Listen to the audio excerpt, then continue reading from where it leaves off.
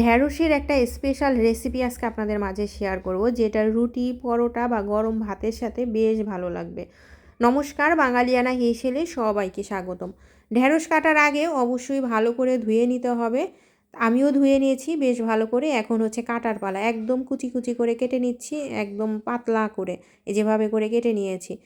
আমি এখন সবগুলো ঢ্যাঁড়স কেটে নিব, আর হচ্ছে যেগুলো একটু শক্ত থাকে সেইগুলো কাটবো না।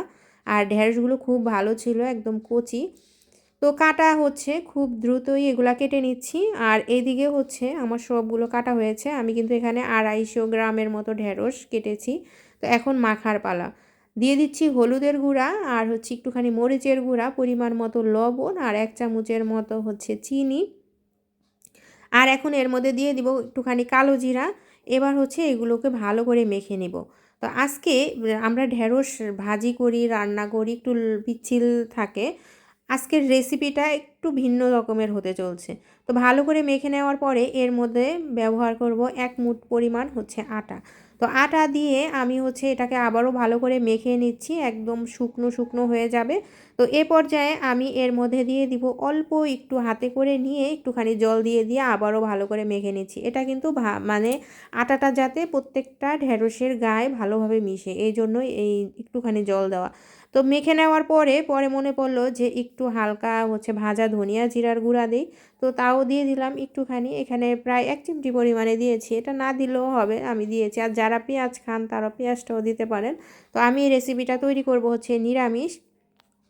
মাখা শেষ, এখন হচ্ছে রান্নায় চলে যাব। কড়াইতে তেল গরম দিয়ে দিলাম। তেলটাকে কিন্তু ভালো করে গরম করে নিব, যাতে কড়াইটা ভালোভাবে তাতে। তো এখন মেখে রাখা ঢ্যাঁড়সগুলোকে দিয়ে দিচ্ছি, ভালো করে ছড়িয়ে দিব। একটা রুটির মতো গোল করে আমি দিব, যাতে কোনো জায়গা ফাঁকা না থাকে। তো এভাবে করে বসিয়ে দিচ্ছি। আর ঢ্যাঁড়স কিন্তু খুবই উপকারী একটা খাবার। এটা আমাদের যেমন ওজন কমাতে সাহায্য করে, আমাদের হজমের সাহায্য করে। আমরা যারা ডায়াবেটিসের রুগী আছি, যারা হার্টের রুগী আছে, এদের জন্য কিন্তু ভীষণ উপকারী। আর ত্বকের জন্য, চুলের জন্য কিন্তু ভীষণ উপকারী। বারবার নেড়ে দিচ্ছি যাতে নিচে এক সাইডে না পুড়ে যায়। বারবার নেড়ে, কারণ চামচ দিয়েও নাড়া যাচ্ছে না। আমি কড়াই ধরে ধরে একটু বারবার নেড়ে দিচ্ছি। তো চামচ দিয়ে দেখলাম এটা উল্টানো যাবে না। এরপরে আমি একদম কড়াই ধরে উল্টিয়ে নিয়েছি।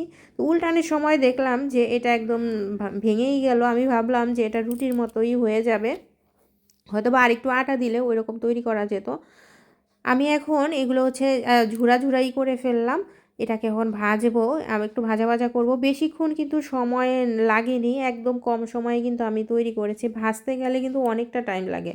তো এখন হচ্ছে উঠিয়ে নিচ্ছি, একদম ঝরঝরা আর একটু মচমচে, কোনো এখানে পিচ্ছিল ভাব নেই। খেতে ভীষণ ভালো হয়েছিল। তো তৈরি করে নিয়েছি।